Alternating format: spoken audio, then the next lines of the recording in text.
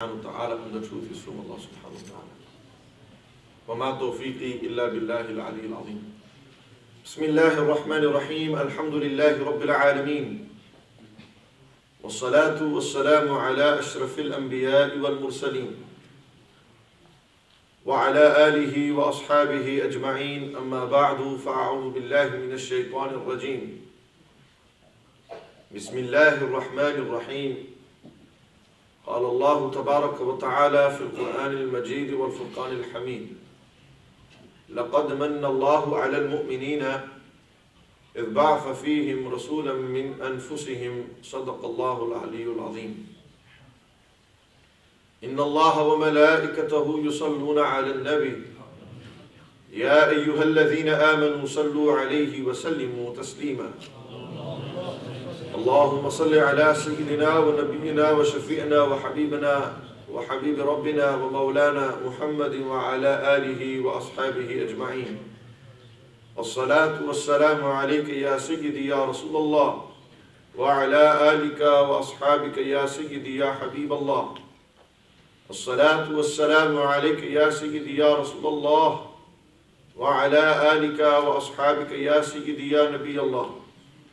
الصلاة والسلام عليك يا سيدي يا رسول الله وعلى آلك وأصحابك يا سيدي يا رحمة للعالمين. بسم الله الرحمن الرحيم. After praising Allah subhanahu wa ta'ala and sending salutations, peace and blessings upon the best of creation, the jewel of creation, the crown of creation, the beloved of Allah Almighty, the coolness to our eyes, the purpose of our lives, the reviver of our hearts, the inspirer to our minds, the awakener of our souls, the most honored one, the most praised one, the most revered one, the most merciful one, the most kind one, undoubtedly the most generous one, and undoubtedly the most beautiful one. None other than Sayyiduna wa Nabiyyuna Muhammadur Rasulullah sallallahu ta'ala alayhi wa ala alihi wa ashabihi wa barak wa sallam.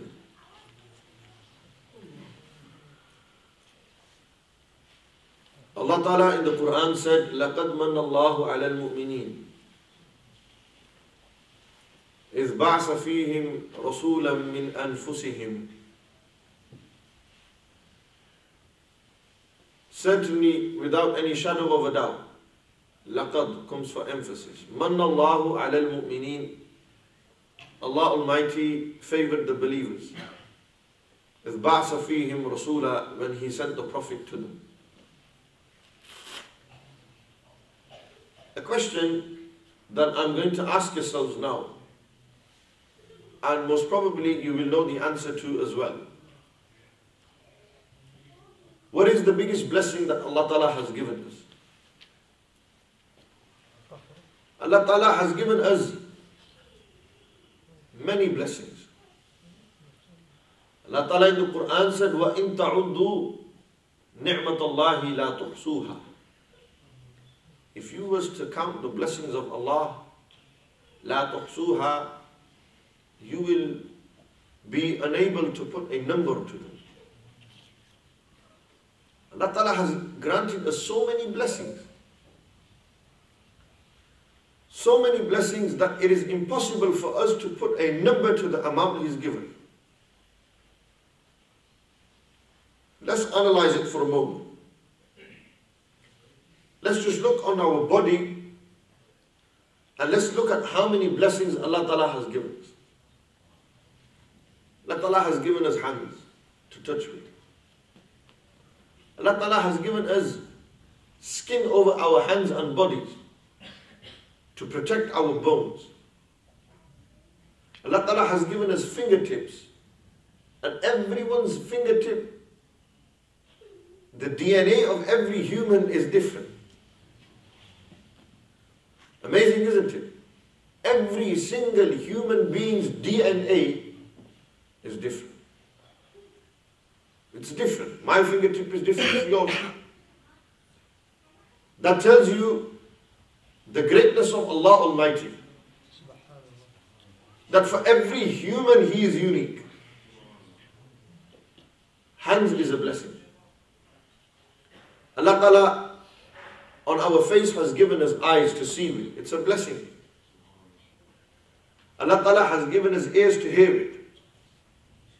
Allah Ta'ala has given us a mouth to speak with. Allah Ta'ala has given us teeth to bite with. Food to chew it. Allah Ta'ala has given us a tongue to taste with, to tell whether it's hot or cold. Allah Jalla Jalaluhu wa Amma Waluhu has given us hair for beauty. Allah Ta'ala has given us a nose to smell with. Brothers and sisters, these are all blessings. These are blessings that Allah Almighty has given me and you. And these blessings are just but a few on our body. Allah has given us feet to walk with. Allah Ta'ala has given us legs to stand on. Allah Almighty inside our body has given us a brain to think with. Allah Almighty has given us a heart that beats blood around and sends oxygen around the body. Allah Almighty has given us organs such as kidneys. Allah Almighty has given us a liver, an immune system. Allah Ta'ala has given us something as amazing as the spine that makes us stand upright. Allah Almighty has given us ribs to protect our organs inside. Amazing how Allah Almighty has given us so many blessings on our body. And an ayah of the Quran comes to mind which every one of you knows. فَبِأَيِّ آلَاءِ رَبِّكُمَا تُكَذِّبَانِ. Which of the favors of your Lord, which of the blessings of your Lord will you two deny? Which of the blessings of Allah are you going to reject? You meaning man and jinn. Allah has given you so much, and how can you reject? Allah Almighty has given us so much on our bodies. Allah Almighty has given us so much. And these are all blessings. Allah Ta'ala has blessed us with air. Imagine we didn't have air. Would we be able to live? We can't. Imagine we didn't have water. 75% of our body is made from water. Imagine we didn't have the sun to keep us warm. The moon, the stars, these are blessings. All of these blessings Allah Ta'ala has mentioned in the Quran. He's mentioned the earth, He's mentioned the sun, He's mentioned the moon, He's mentioned the stars. He's mentioned air, He's mentioned food, rizq. These are blessings. But none of these blessings did Allah say, it's my favor. There's a difference between a blessing and a favor. Blessing in the Arabic language means ni'mah. And favor is ihsan. Allah Ta'ala in the Quran has mentioned these blessings, but not in one place or in any given place in the Quran has Allah Almighty mentioned that this blessing is a favor. Now understand what a favor is. I can do you a favor. In your most needy hour, I'll come and assist and help you. Do you a favor, you need 60,000 pounds. We give you 60,000, you've done me a favor. I must return and repay the favor. This is insan doing insan favor. Makhluk doing a favor for the makhluk. Can you imagine when the Khaliq does ihsan upon the makhluk? Can you imagine the rank of that? Allah Ta'ala is great, He doesn't need anything. Because Allah Ta'ala is ghair muhtaj, He is independent. Allah Ta'ala is ala kulli shay'in qadir. He is qadir over everything. He is qadir mutlaq. He has ultimate power and control. He doesn't need anything. He doesn't need nothing from me and you. But then the favor that Allah Ta'ala is doing upon an insan, khasatan upon Ahl Iman, specifically upon the believers, the mu'mineen, Allah Ta'ala is not doing a small favor upon the believers. Allah Almighty is doing a huge favor. Allah Almighty is saying, my favor to you is that I'm sending the Prophet to you. This is my favor, this is my blessing upon you.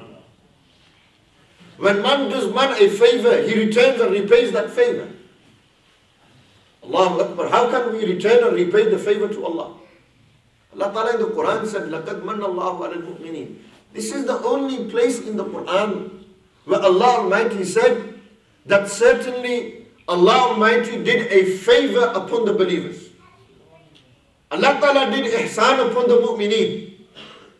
Allah Almighty did a favor for them. What favor? إِذْ بَاسَ فِيهِمْ رَسُولًا. When He sent the Prophet to them. The arrival of the Prophet ﷺ was a favor for the believers. Those who have Iman, for them it's a favor. Allahu Akbar. Amazing, isn't it? That Allah Ta'ala is telling us in the Quran, I've given you so many blessings, but none of them are favors. But this blessing that I've given you, the greatest blessing, the biggest blessing, this blessing that I've given you, the biggest blessing, this is also my favor upon you as well. I've done you a favor. How can we return the favor back to the Khaliq? It's impossible. He is ghair muhtaj, we are muhtaj. What can we do to return? We can't. We are not equal to Allah Ta'ala. But the least we can do is thank Allah Almighty. That's the least we can do. We can thank Allah that He sent the Prophet ﷺ. That we are in His ummah. Allahu Akbar. Somebody may pose a question. Imam Sahib granted, accepted. The Prophet ﷺ is the biggest blessing. You mentioned bigger than the sun, the moon, the stars, bigger than the trees, the air that we breathe, the food we eat. The Prophet ﷺ is the biggest blessing, bigger than our hands, our feet, all our parts. He's a bigger blessing than that. But Imam Sahib, what about the Quran? Isn't the Quran a bigger blessing? What about Islam? But what about Iman? Aren't these bigger blessings than the Prophet ﷺ? In simple and short, to explain to yourselves that Nabi alayhi salatu wassalam is a bigger blessing than the Quran. Nabi alayhi salatu wassalam are a bigger blessing than Islam and Iman put together. You may think and wonder why. Who came first? Did the Quran come first? Or did the Prophet come first? Did Islam come first? Or did the Prophet ﷺ come first? Did Iman come first? Or did Sayyid al-Kawnayn sallallahu alayhi wa sallam come first? Nabi alayhi salatu wasalam came first, then the Quran came. Nabi alayhi salatu wasalam came first, because of them Islam came. Because of them Iman came. Hazrat, because of them we know who Rahman is. We know who Allah Ta'ala is because of him sallallahu alayhi wa sallam. Amazing, isn't it? You might say, Imam Sahib, how? The Quran. We said the Prophet ﷺ came, then the Quran came. But the Quran is the greatest. The Quran tells us everything. The Quran says read namaz. Who taught you how to read namaz? The Quran said, Akimis salata wa atu zakah. Pray and give zakah. Who told you how to pray? Who told you 4 sunnat, 4 farz, 2 sunnat, 2 nafal? Who told you when to say takbir? When to go into ruku, what to read in ruku, what to read in sujood, what to read in qiyam. The Quran doesn't talk about this. The Quran is a general book. It's a book of rules, of laws. The one who explained those laws, the one who defined those laws, the one who taught us these laws, the one who was a practical example of these laws was Sayyidina Rasulullah sallallahu alaihi wasallam.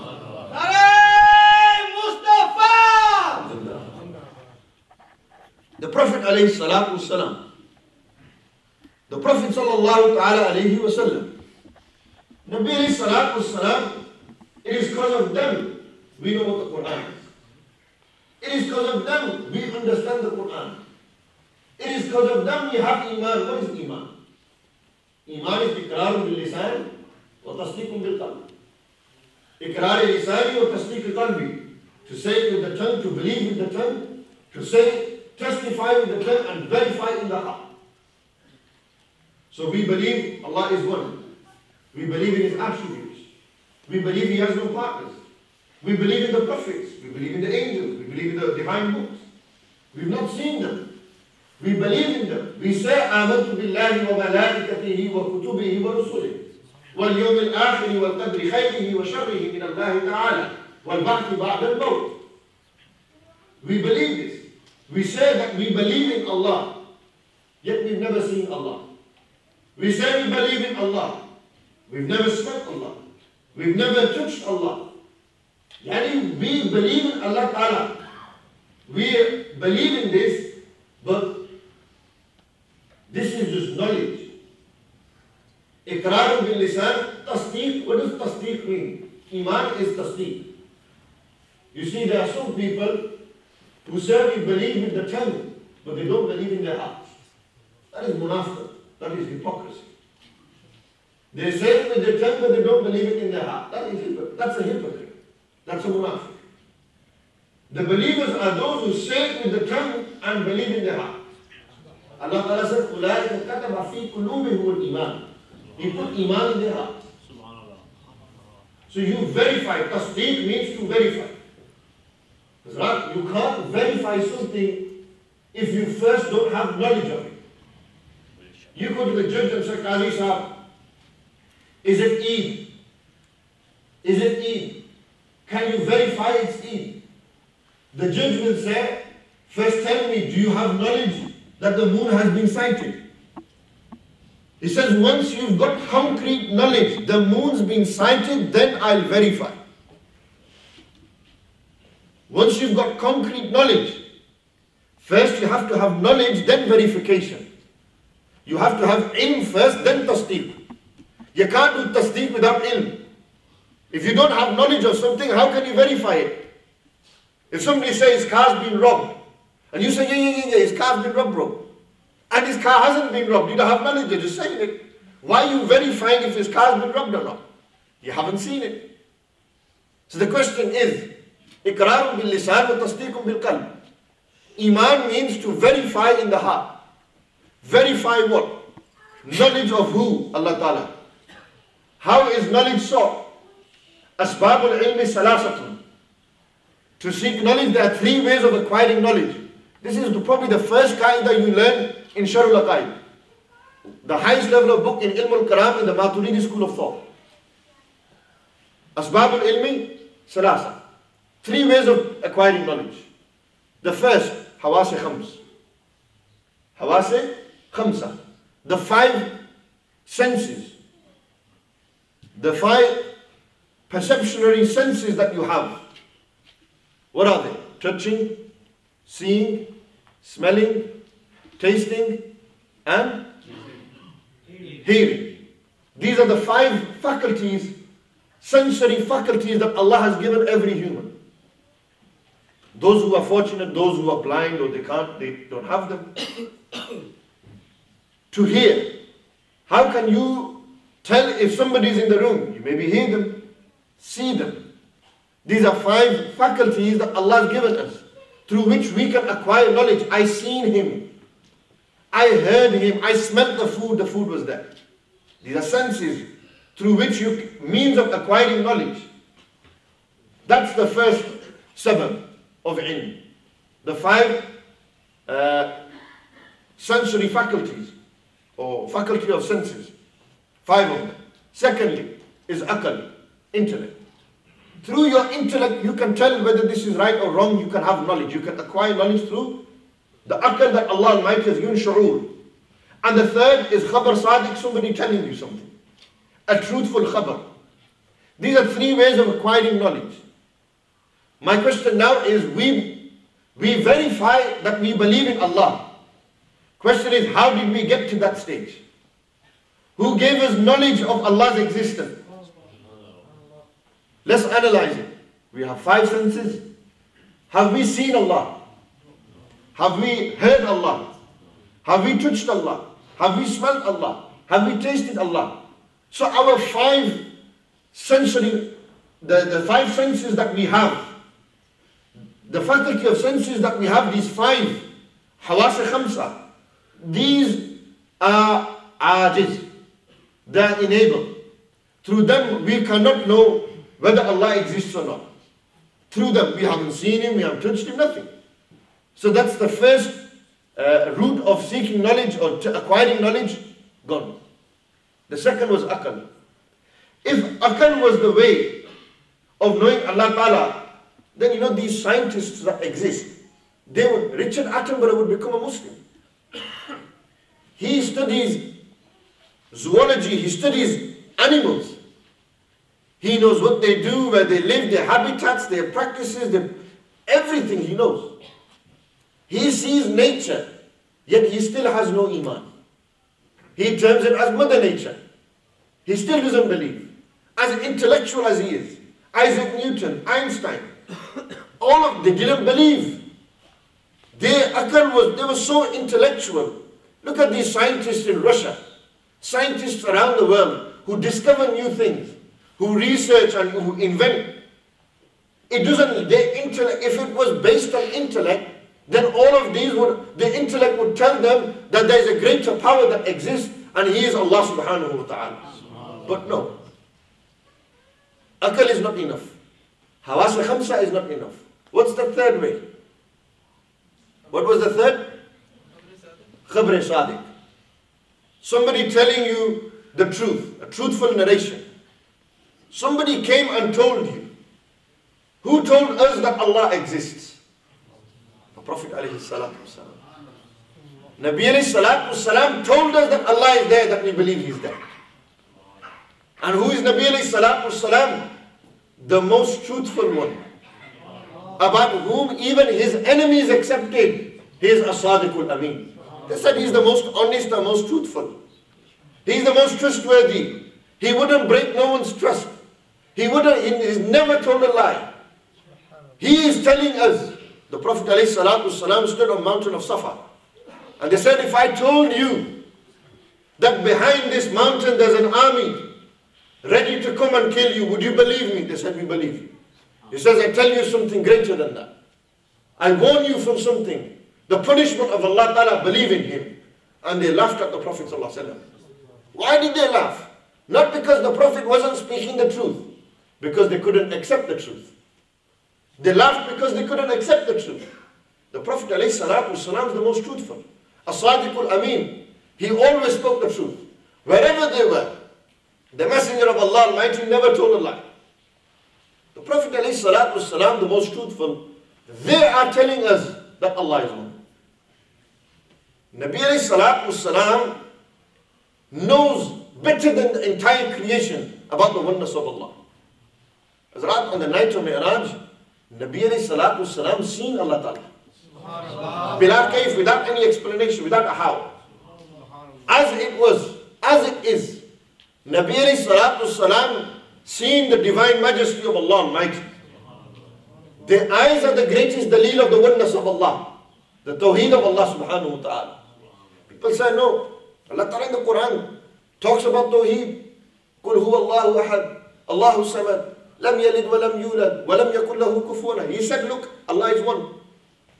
Amazing, isn't it? That this surah, Suratul Ikhlas, the surah of sincerity, Ikhlas, this surah talks about the oneness of Allah. Qul huwa Allahu ahad. He, Allah, is one.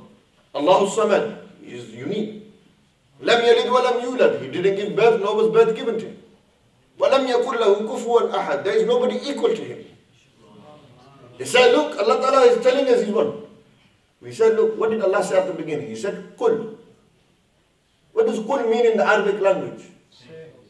Say to them that Allah Ta'ala is telling His Habib to tell you that He is one.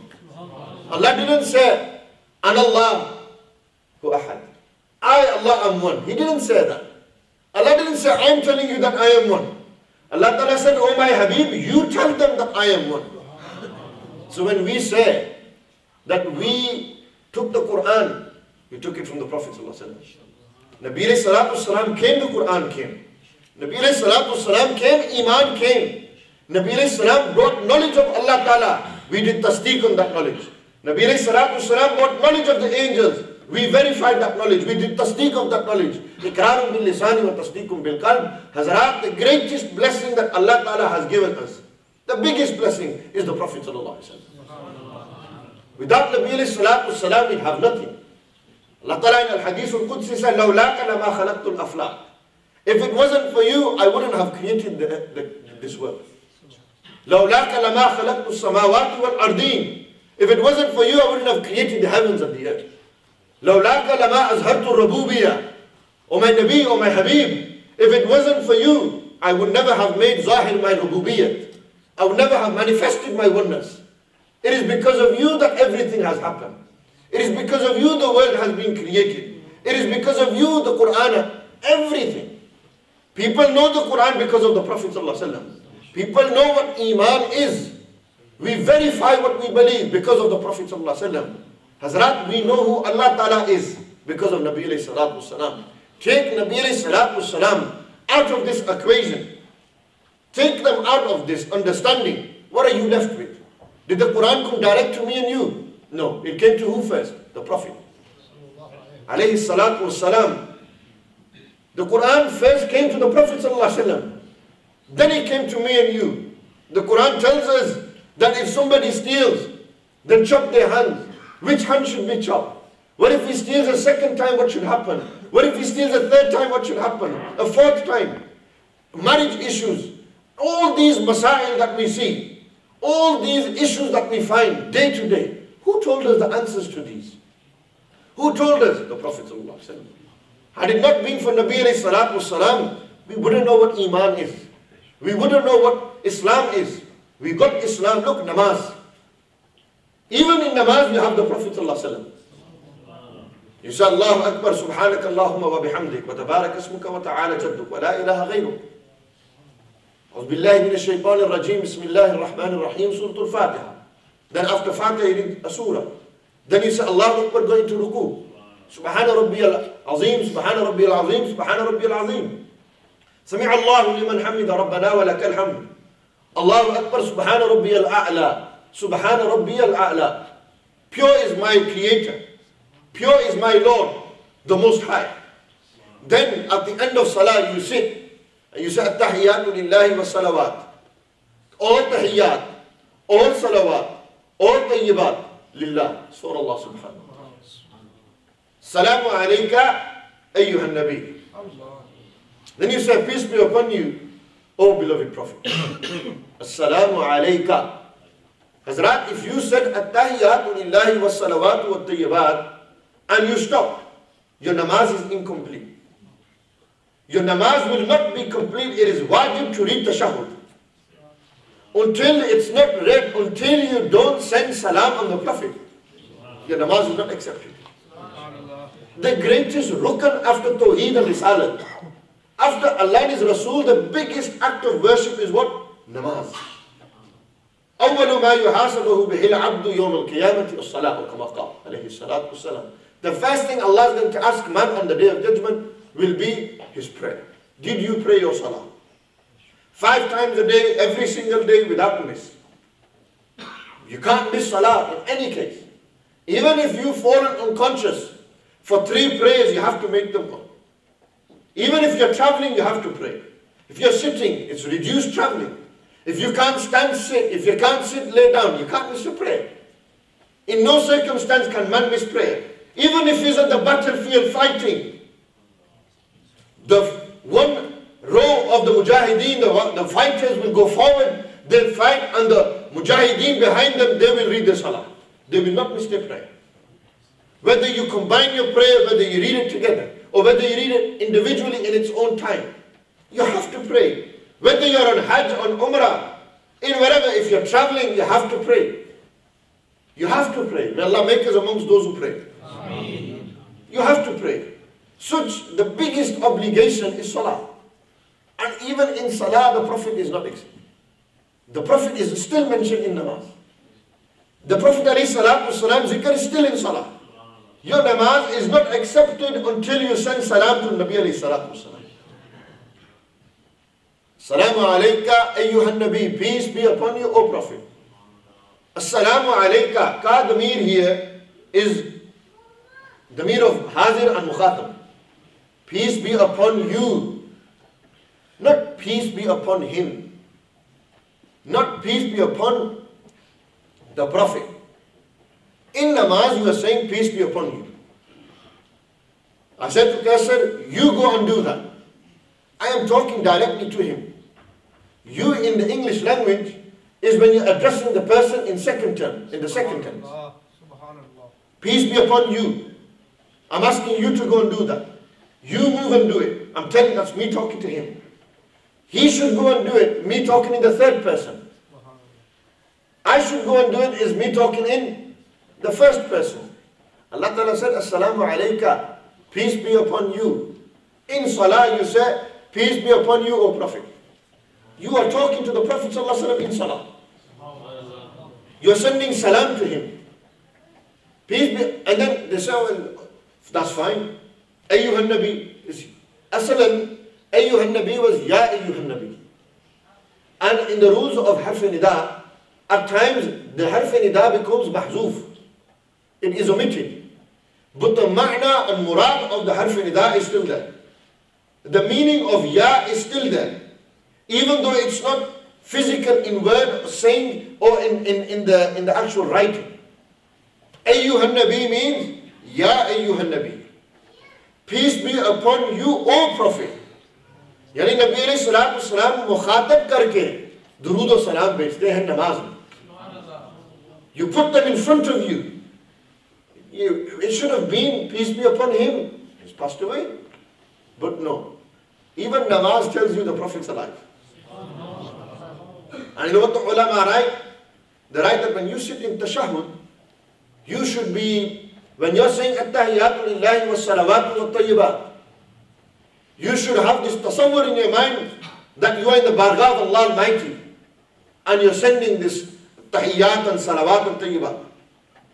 And then after, Salamu alayka ayyuhan Nabi, this tasawwur should be in your mind, this thought should be in your mind, this khiyal should be in your mind, that you are presenting salam to the Prophet ﷺ in front of them. In your namaz you should be thinking this.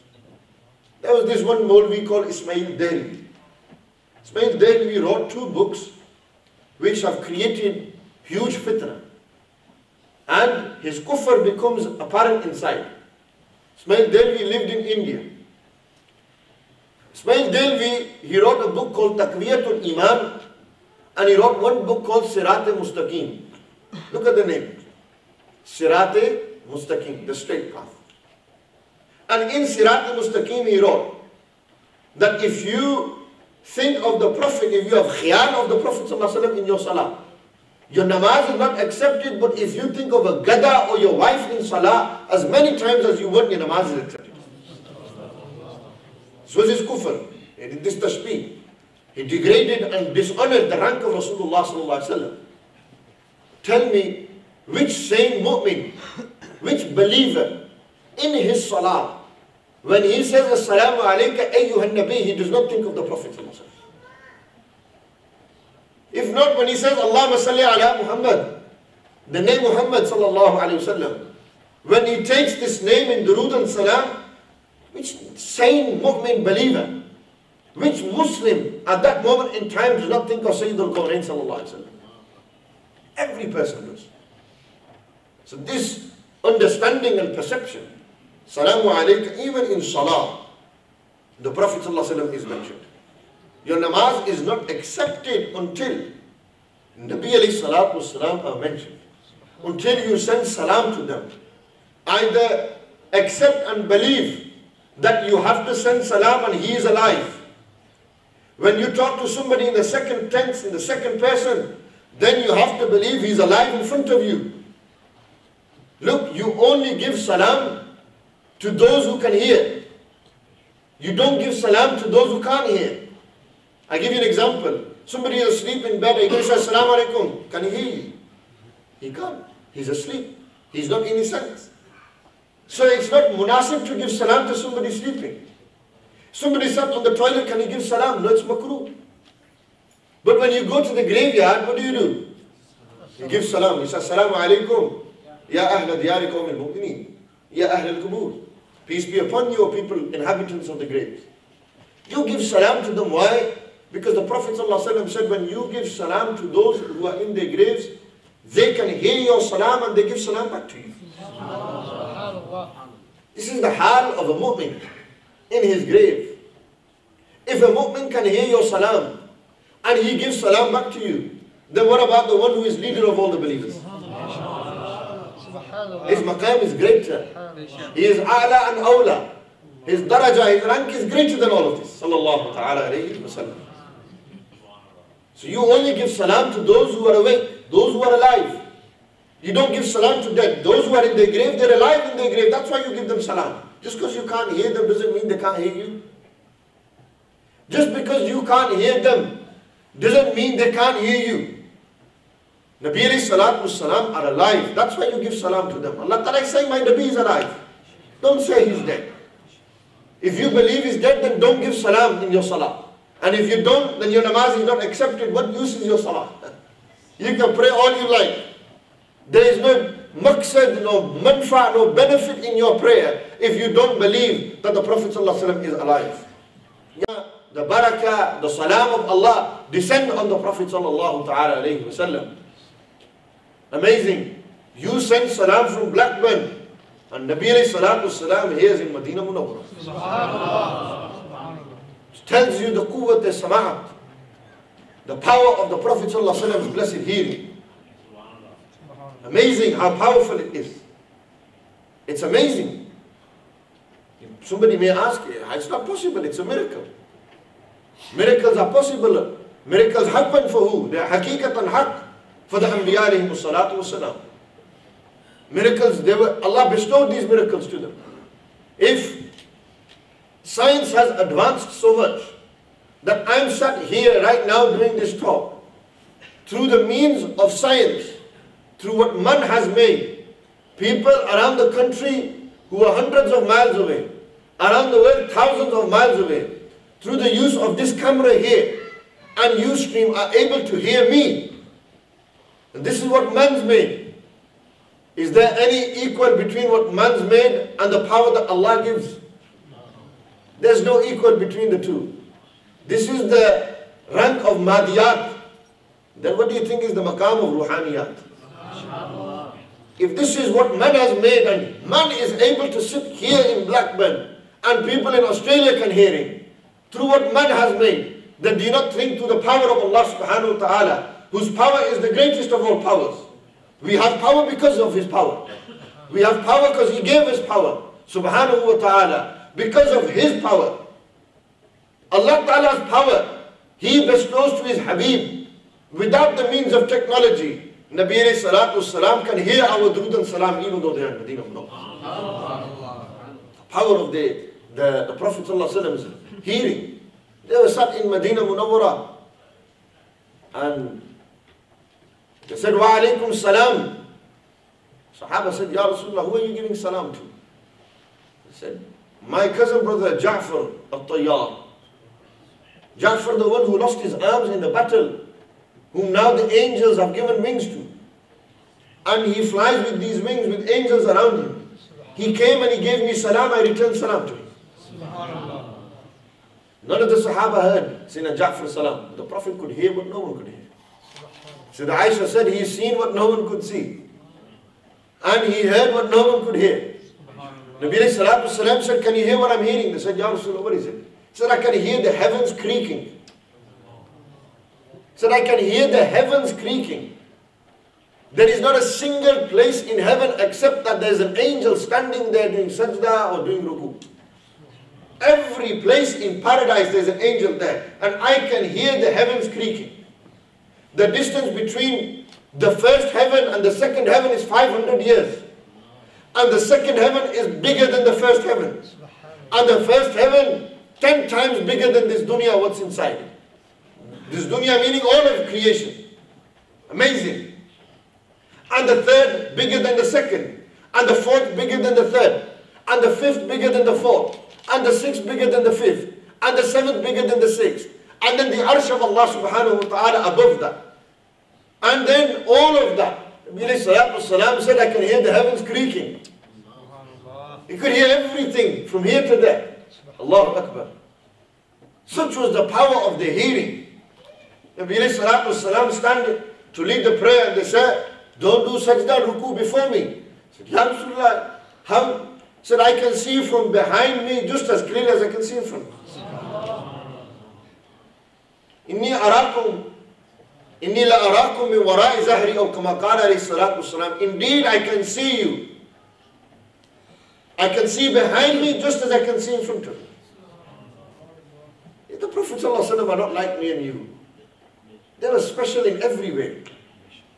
The blessed body, the blessed hair, the blessed touch, the blessed food. Everything the Prophet ﷺ touched came to life. Sahaba said we'd sit on the dastarkhan of Rasulullah ﷺ and the food would be doing tasbih. He's not like me and you.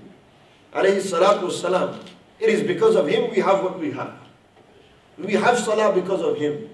We have zakat because of him. We know how to do hajj because of him.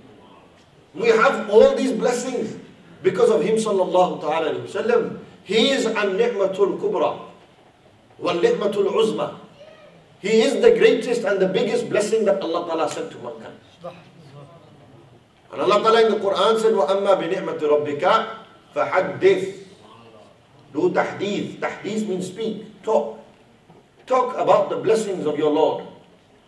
When we sit in the house of Allah like this, in the month of Rabiul Awwal and outside the month of Rabiul Awwal, and we read the Quran, and we praise the Prophet ﷺ through na'at, through poetry, and we do talks about their life and their greatness and their excellences, and the Prophet ﷺ's kamalat, the purity of Rasulullah ﷺ, their family. When we do all of this, why?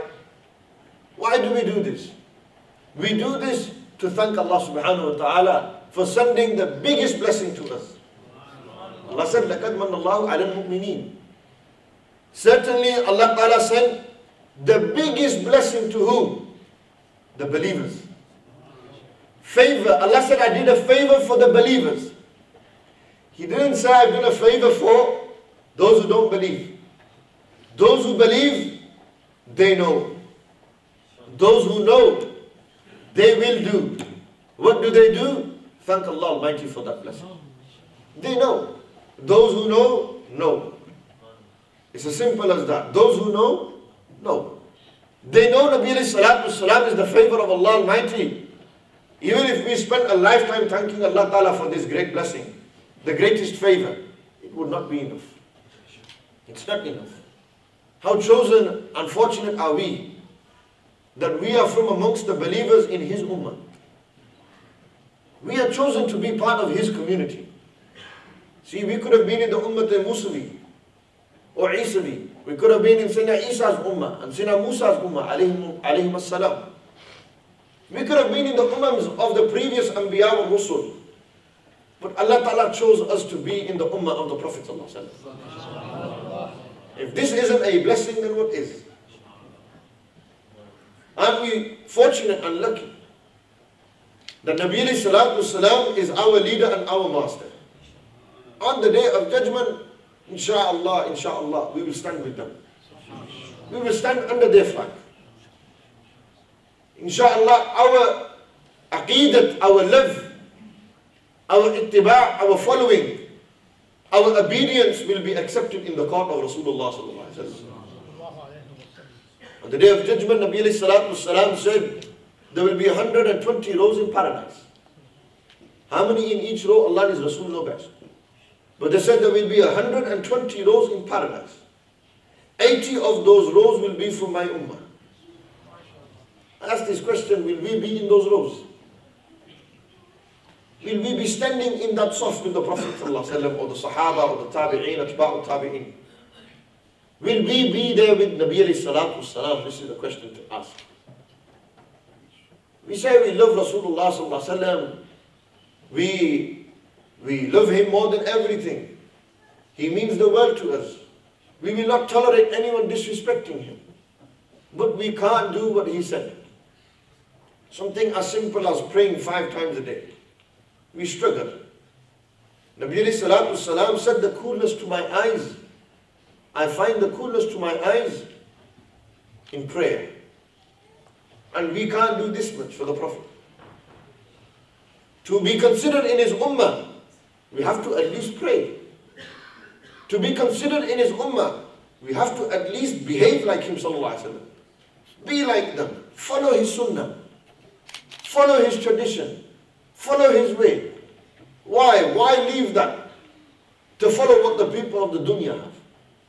Why leave that? You see, truly love is in the heart, and Allah knows what's in our hearts. At least in your heart, believe that. Even if it doesn't show on your face or in your character or actions, do not let your heart be fooled. Keep your heart pure and strong. One day it will come through. Your heart will shine bright. That one day the heart will come out, and it is at that moment in time when your true love will emanate from your body. That you are a lover of Rasulullah sallallahu alaihi wasallam. Great lovers came and had gone. We read about their stories. Imam Malik rahmatullah alayhi. Imam Dar al-Hijrah, he never wore shoes ever in the city of Madina. Ever. Imam Malik rahmatullah alayhi, out of respect, would never wear shoes in Madina Sharif. Imam Malik rahmatullah alayhi would never urinate in the city of the Prophet sallallahu alaihi wasallam. He said, it's disrespectful for me to urinate here. He would leave the city, urinate, and then come back here. When Imam Malik rahmatullah alayhi would walk in Madina Munawwara, Imam Dar al-Hijrah alayhi rahmah, they used to rub their body against the walls of the houses of Madina Munawwara. Said, I fear that my foot will touch where the Prophet's foot has touched. Now Malik rahmatullah alayhi, when the Prophet sallallahu alaihi wasallam was mentioned, the color would change. These were lovers. We say we love. We do the nare. But it's not the same. That's true love. Imam Malik rahmatullah alayhi, people would knock on his door every single day, and the Jariyah, his slave girl, would open and ask one question. What have you come for? Is your question to do with fiqh, jurisprudence, or is your question to do with hadith? If the people said it was to do with hadith, Imam Malik rahmatullah alayhi would do fresh ghusl. He would do ghusl. He would put on his clothes, brand new clothes, clean clothes. He would anoint himself with itar. He would wear a turban. He would wear a rida, a cloak. He would come out and sit. He would sit with adab and teach hadith. Every day, if 100 times people knocked on his door for this same thing, teaches a hadith, this was his practice. Why? He said, I respect the words of Rasulullah sallallahu alaihi wasallam. This was adab for the hadith. One day he was teaching hadith. Rahmatullahi ta'ala alayhi wa radiyallahu ta'ala anhu. Imam Malik was. And whilst they were teaching, a wasp came into the jubbah. The wasp stung Imam Malik 18 times. He did not move. They stayed sitting there. And the color changed. They were beginning to sweat. Tears were coming. The students asked Ghaliban Hazrat Abdullah bin Mubarak, Shaykh al-Hadith of his time. Abdullah bin Mubarak asked Imam Malik, we've seen today you were in a very distressful state. Your color changed. Tears and sweat was dripping. What happened? He said, whilst I was teaching hadith, a wasp came into my jubbah, my thobe, and it stung me 18 times. But out of respect for hadith, I didn't move. Subhanallah. For the Prophet ﷺ's words, I didn't move. I remained there, out of adab. Imam Malik only left Madina Sharif once in his life to perform Hajj. As soon as he performed the Hajj, he came running back. Why? He said, I don't want to die outside the Prophet's city. This love, if a Salafi read this, he would put the same fatwa that they put on us on Imam Malik. For Imam Malik, every single day was a celebration of the Mawlid. Every single day he remembered the Prophet ﷺ. They were true lovers. And these were the Salaf Salihin. These are the true Salaf. These are the true Salaf. These are the true livers, who they wouldn't move. They would just sit there talking. There were certain people, Qadi Iyad talks about in the Shifa Sharif, that they would sit, the Prophet ﷺ would be mentioned and they would fall unconscious. Look, Abu Abbas al-Mursi. Abu Abbas al-Mursi, one of the shuyukh in the Shazli Tariqah. Abu Abbas al-Mursi rahmatullah alayhi said, I would not consider myself a mu'min. I would not consider myself a believer if every single time that I blinked my eye and I didn't see the Prophet ﷺ, I wouldn't consider myself a believer. You know what he's saying? Every time I close my eyes, I see the Prophet ﷺ. I was doing didar of Rasulullah every single time I close my eye. These are lovers. He said, I don't consider myself a mu'min if I closed my eyes and I didn't see the Prophet ﷺ. These are Ahlul Iman. These are Ahlul Zawq wa Shawq. These are the people of Mahabba. Those who truly love Rasulullah sallallahu alayhi wa sallam. Abu Abbas al-Mursi's maqam, Imam Jalaluddin Suyuti, people narrate their dreams. I seen the Prophet sallallahu alayhi wa sallam in my dream. I seen them in my dream whilst I was asleep. Imam Jalaluddin Suyuti rahmatullah alayhi seen the Prophet sallallahu alayhi wa sallam not in their dream, but over 70 times they seen the Prophet sallallahu alayhi wa sallam with their eyes open. They see Nabi alayhi salatu wasalam in front of them. These are the true people. These were the men who loved Rasulullah alayhi salam, everything about the Prophet sallallahu alayhi wa sallam. It is these people that we need to follow. These were people who sacrificed everything for his love. Everything they gave up for the Prophet sallallahu alayhi wa sallam. Just the Prophet alayhi salatu wasalam said, you know, some of the most shadeed lovers for my ummah, some of the extreme lovers in my ummah, they will come after me. They will come after me. Qadi Iyad mentions this in his Ashifa. That some of my extreme lovers, they will come after me. Who? They are those, they've never seen me, but they would give up their houses, their money, their children. They would give everything up just to take one glimpse of me. The Prophet ﷺ is talking about us, people who came after him. Talking about these us people, after their generation and time, who sacrificed everything for Rasulullah ﷺ. They would give everything just to see me. Look at the great Mullah Abdul Rahman Jami. Mullah Jami's story everyone knows. Jami was a true lover. There's different narrations, but all bring to one story, one conclusion. Love of the Prophet ﷺ. Jami for how many years had this ishtiyaq, this shawq, this desire, this passion to go to Madina Sharif. So many years. In his old age, a caravan was leaving from Jam and said, come, we're going, come with us. Mullah Abdul Rahman Jami rahmatullahi ta'ala alayhi, an old man, crying every night, Ya Rasulullah, call me to your city. Call me, I want to see your city. I've never been. Jami is a great scholar, a great lover, a great poet. And his call was accepted. Jami arrives at the borders of Madina Munawwara. He comes there for a few nights. The Sultan of the city of the Prophet ﷺ comes. And he asks the people, where's Jami? Jami is in his tent reading Salah. He's in his tent praying, worshipping Allah Ta'ala. He's been on his own, crying, yearning to enter the city. He says, take me to Jami. When the Sultan arrived, he told Jami that the governor of Madina Sharif is here. He fell at his feet. He kissed his feet, his hands. He said, what pleasure do I owe that you have done?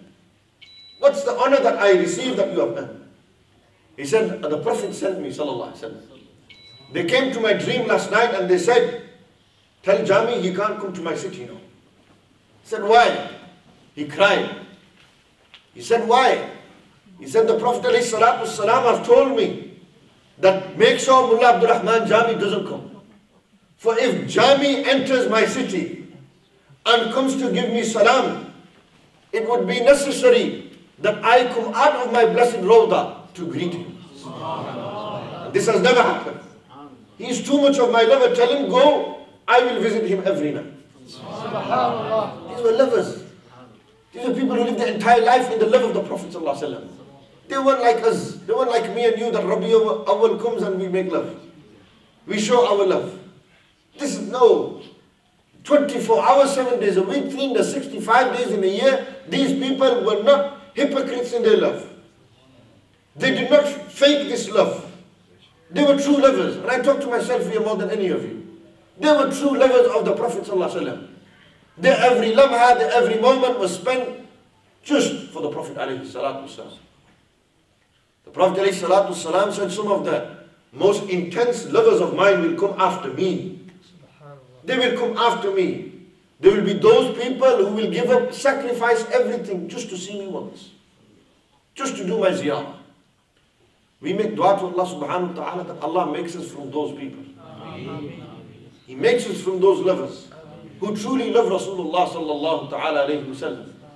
These are great, great men, great examples for me and you to follow, to emulate. You don't read these stories for fun. They're not for thrills. They are lessons learned inside these. The real khair, the real way of success for me and you is the way of the Prophet sallallahu alaihi wasallam. Hold on to Nabi alayhi salatu wasalam and you'll have everything. Leave the Prophet sallallahu alaihi wasallam and you will be left with nothing. The day of Qiyamah, we will need his help.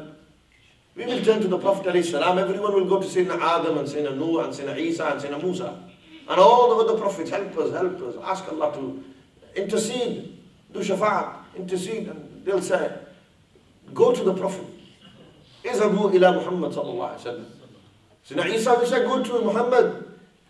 He will be heard today. His intercession is accepted today.